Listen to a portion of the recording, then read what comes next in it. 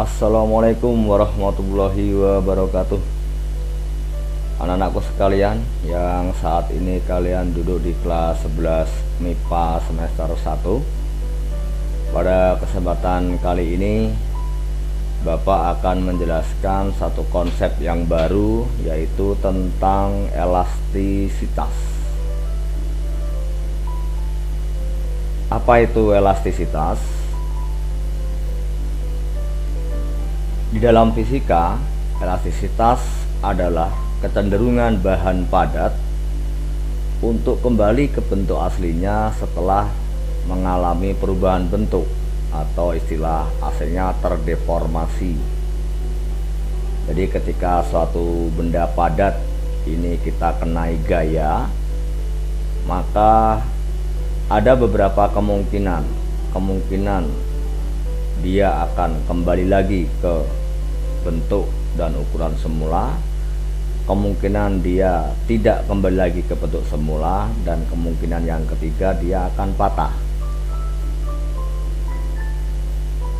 Pada benda padat yang mengalami deformasi, ketika kita kenai untuk benda yang elastis, maka dia akan kembali ke bentuk dan ukuran awalnya ketika gaya dihilangkan. Untuk memahami konsep elastisitas, yang paling mudah adalah kita dekati dengan prinsip pada gaya pegas. Apakah gaya pegas itu? Gaya pegas adalah gaya pemulih yang dikerjakan oleh pegas ketika dia mendapat gangguan gaya dari luar, atau disebut juga dengan gaya eksternal. Yang perlu kita pahami bahwa arah gaya pegas ia akan selalu berlawanan arah dengan gaya luarnya atau gaya eksternalnya. Nah, untuk memahami bagaimana gaya pegas ini bekerja, marilah kita lihat pada simulasi berikut ini. Pada simulasi ini, Bapak menggunakan aplikasi yang disebut dengan FET Simulator.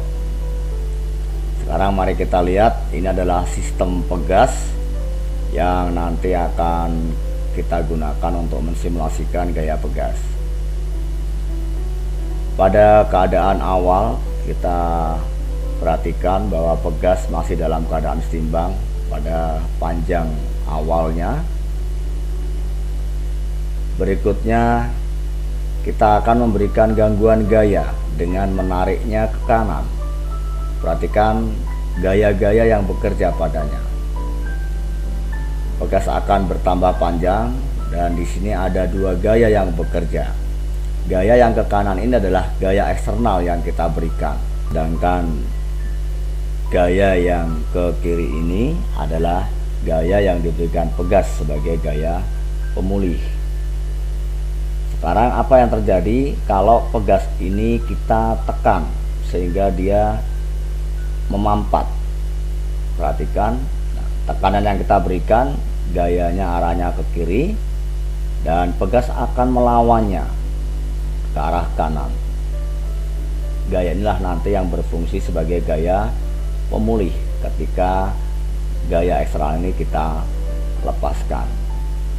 Dengan demikian, semakin jelas bukan bahwa arah gaya pegas itu selalu melawan arah gaya eksternalnya, dan dia akan berfungsi sebagai gaya pemulih. Pertanyaannya adalah, bagaimana hubungan besarnya gaya yang kita berikan tadi dengan pertambahan panjangnya? Hubungan antara besarnya gaya pegas dengan pertambahan panjangnya ini dikenal dengan nama hukum Hooke. Dengan menggunakan simulator ini, kita akan mencoba melakukan percobaan secara sederhana. Perhatikan, ini adalah posisi setimbangnya, kemudian kita nanti akan memberikan gaya yang berbeda-beda, dan nanti kalian bisa amati berapa besarnya perubahan panjang pada pegas tadi. Baik, kita mulai. Kita berikan gaya yang pertama. Anggaplah kita akan memberikan dia gaya 10 Newton. Kalian dapat melihat di sini bahwa pertambahan panjangnya terbaca 0,051 meter. Selanjutnya gaya akan kita perbesar menjadi 2 kalinya. Berapa pertambahan panjangnya? Mari kita lihat. Gayanya akan kita perbesar menjadi 20 Newton. Kalian bisa lihat di sini pertambahan panjangnya adalah 0,102. Jadi dari 10 Newton menjadi 20 Newton adalah 2 kalinya, bukan? Kalian juga dapat membaca dari 0,051 menjadi 0,102 juga 2 kalinya. Sekarang mari kita lihat kalau gayanya kita berbesar menjadi 3 kalinya.